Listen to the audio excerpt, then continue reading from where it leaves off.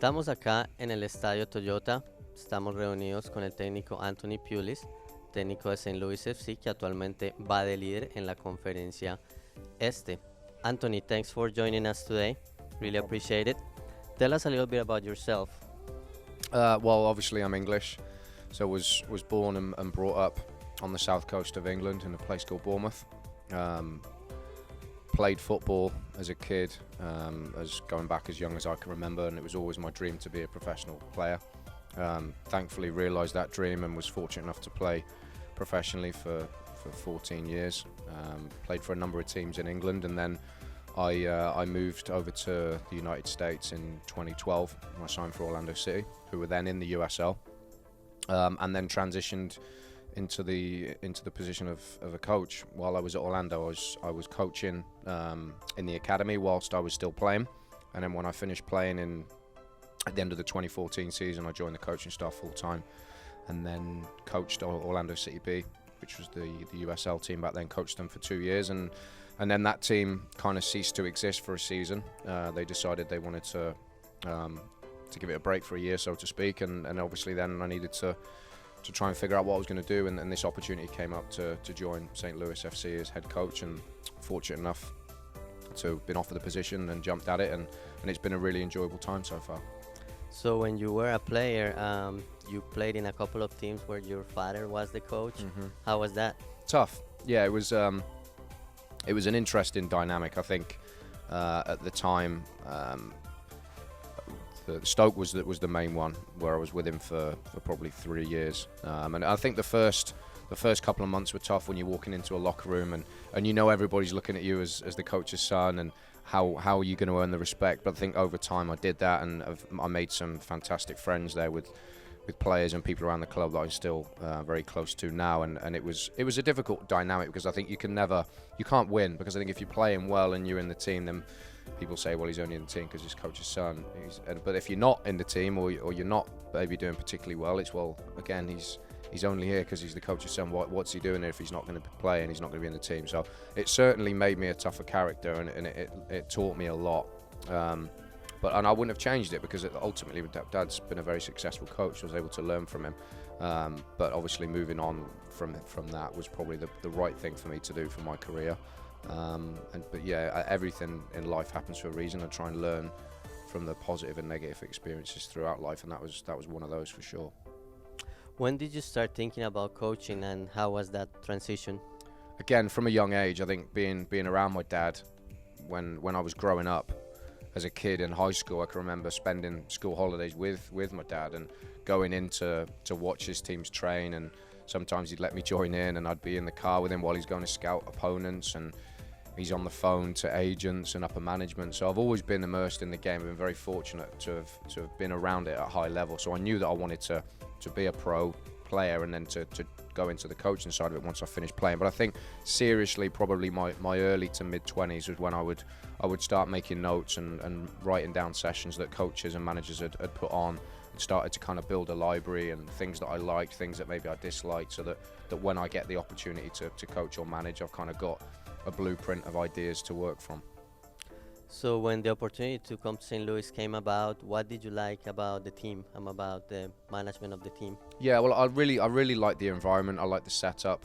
The fact that it's closely linked with one of the biggest youth programs here in Scott Gallagher.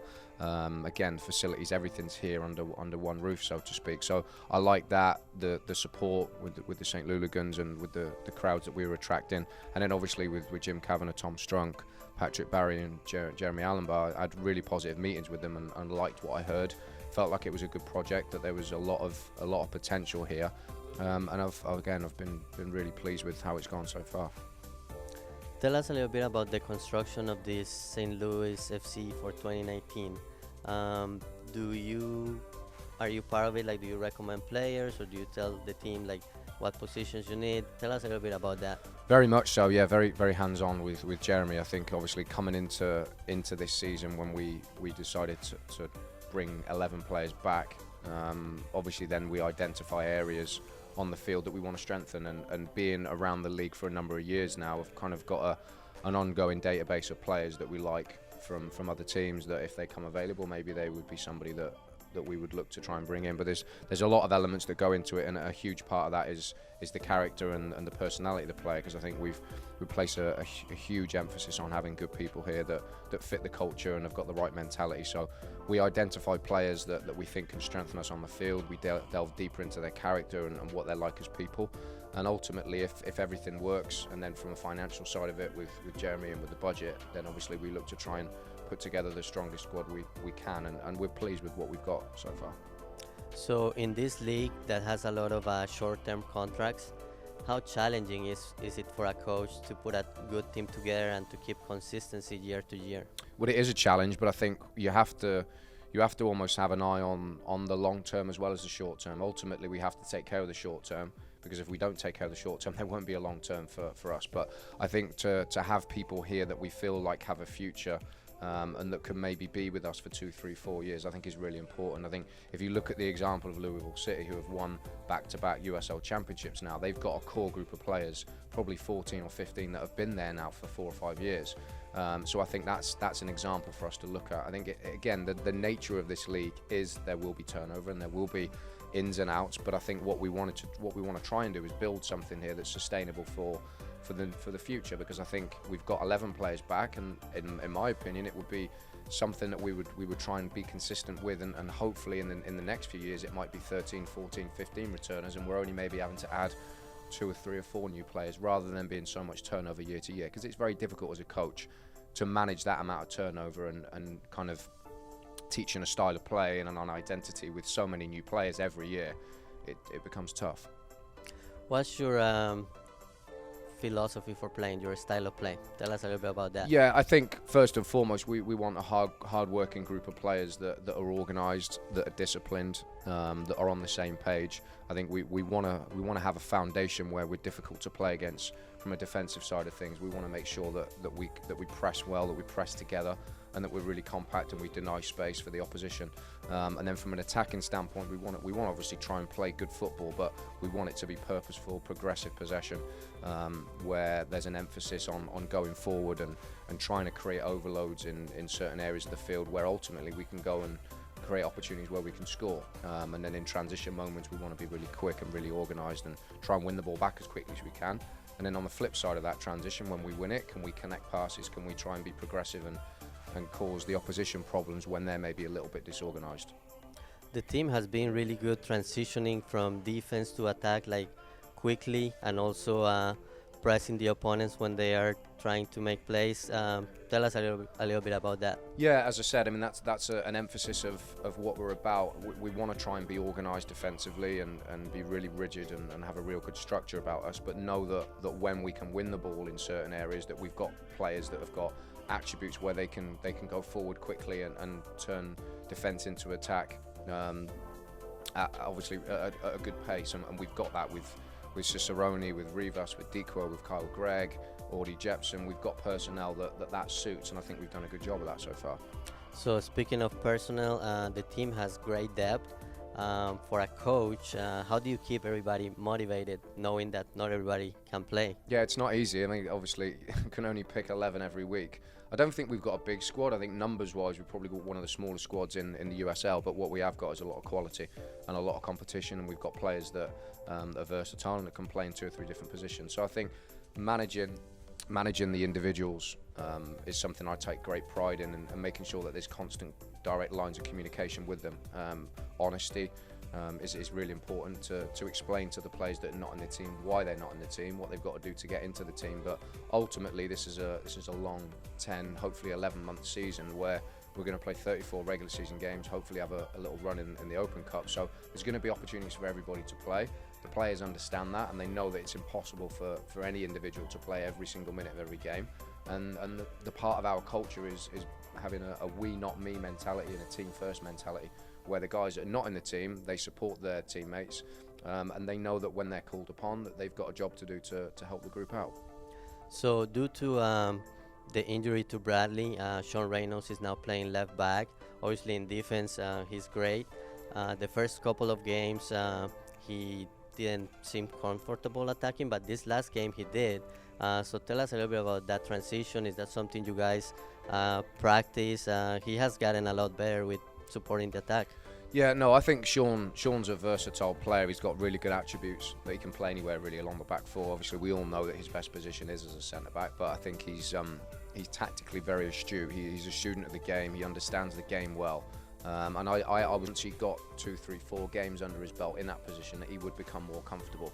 Of course, he's not a like-for-like replacement for Bradley, but unfortunately we don't have another recognised left-back in the group, and that was always one of the risks coming into this year with a small squad, is the one position we didn't have natural cover was a left-back. But we feel like he's done a good job for us so far, and we'll have to see what we do moving forward, but so far we're pleased with him. Who is the player who has surprised you the most, or who has improved the most this year?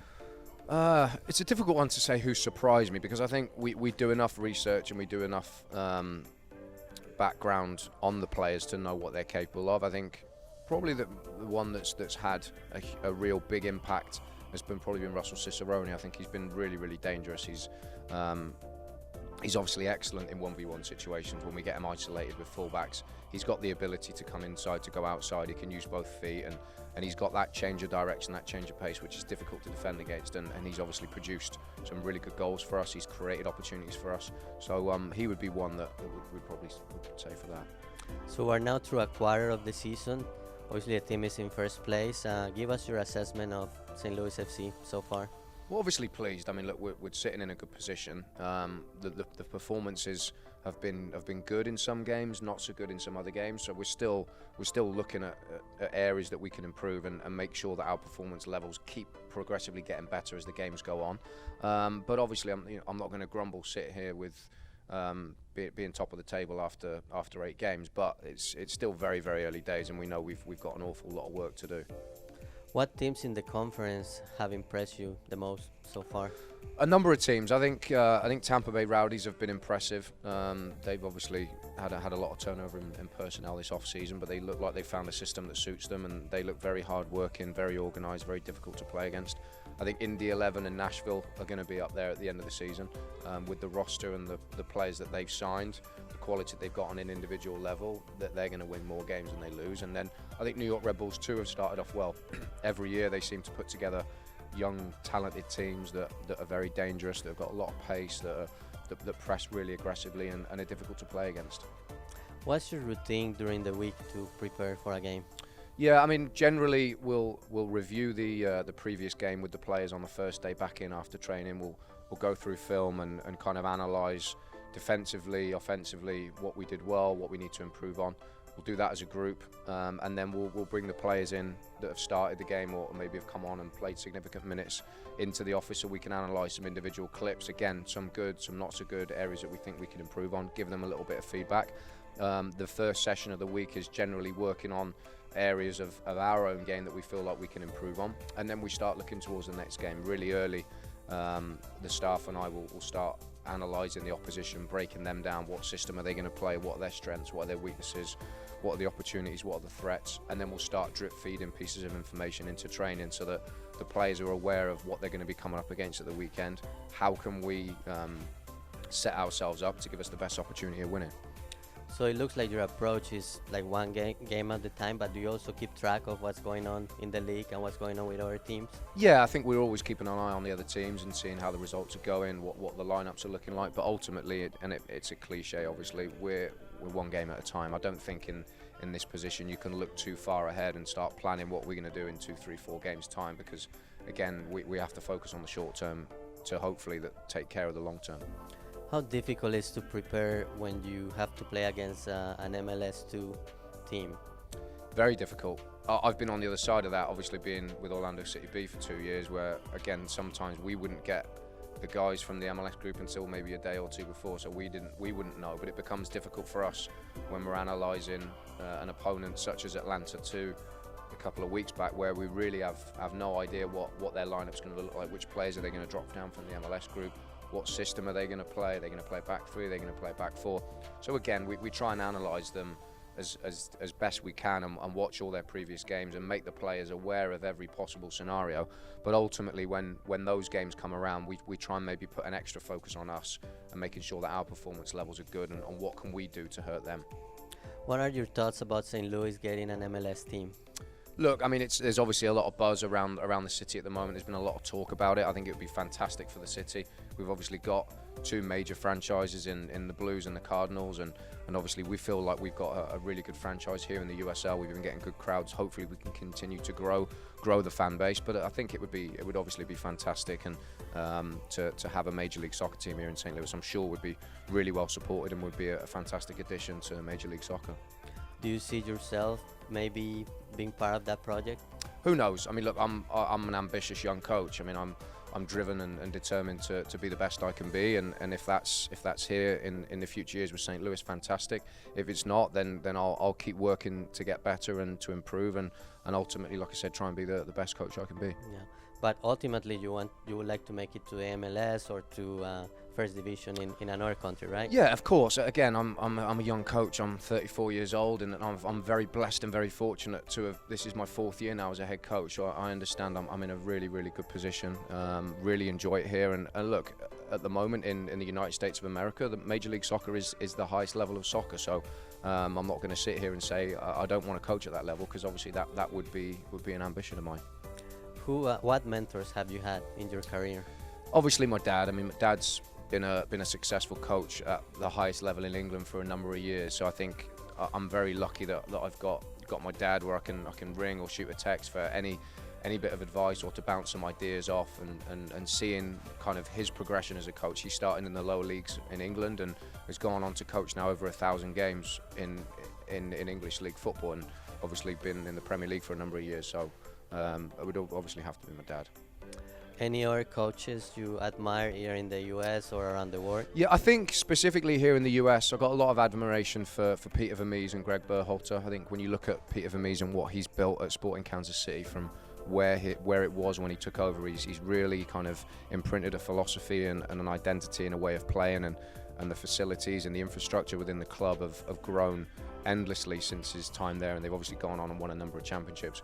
Greg Berhalter for the work that he did at Columbus Crew and the style of play that he implemented there, and obviously now he well deservedly got the US men's national team job. And again, a young coaches that have obviously gone on and improved and gone on to achieve really good things. So those kind of coaches are the ones that I look towards. What do you do when you are not coaching or watching soccer? Yeah, my life is football and family. I've got a wife and 2 young children at home that I probably don't spend enough time with. So any time that I do have off, I try and spend it with them. But anybody around here will tell you I'm fully immersed in this job. I'm a great believer in that you have to put the hours in. You have to work hard if you're going to achieve anything in life. So I work hard and try and put the hours in to improve myself, to improve the staff, to improve the players, to ultimately help us be successful as a team. But in those hours where I'm not here working or watching film or coaching, I try and spend it with my wife and children. So you talk a little bit about the St. Louis at the beginning. How important is to have that support? Oh, it's huge. I think I coached here against St. Louis with Orlando City B in 2017, and it was a really intimidating atmosphere, because you get all the hooligans in the corner and banging the drum and the smoke bombs, and they'd chant for 90 minutes, and it's fantastic for us to have that at home, and it's important that we use that to our advantage this year. Thanks, Coach. Thank you very Appreciate much. it.